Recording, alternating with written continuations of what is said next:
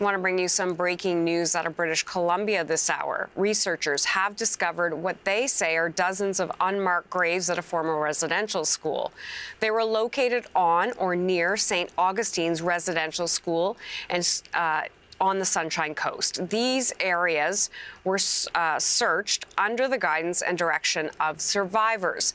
Albert Delatala is here with more on that story. So, Albert, what do we know so far? Well, Hannah, the distressing development is coming out of the Sechelt Nation on the south coast of BC.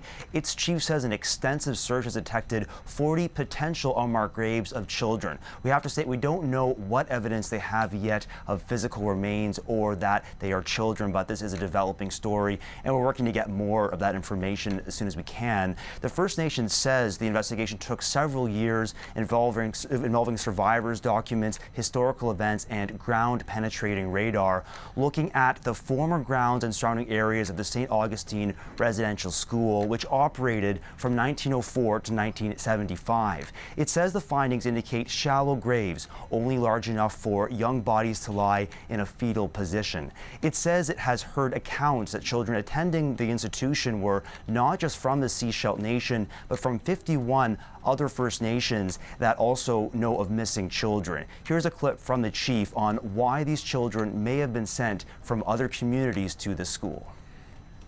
These were very brave young children. They were very strong. They were future leaders, and they knew what was happening was wrong. They would not change their ways. They were persistent in wanting to be who they were. And because of that, they lost their lives. We are still processing, and we are not comfortable disclosing exact locations. These are not remains, these are children. Once an anomaly is discovered, the next step is to dig into the ground and find more evidence to determine if they are indeed graves. Sometimes rocks or other objects are found instead, so it really is a time-consuming process. This, of course, follows similar discoveries linked to residential schools across Canada. At least 4,100 children are believed to have died while attending residential schools, but the Truth and Reconciliation Commission estimates the actual death toll could exceed 6,000.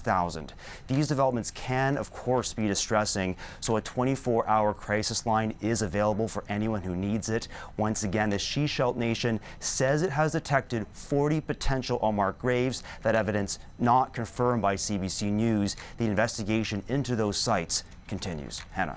Albert Delatala, thank you. Of course.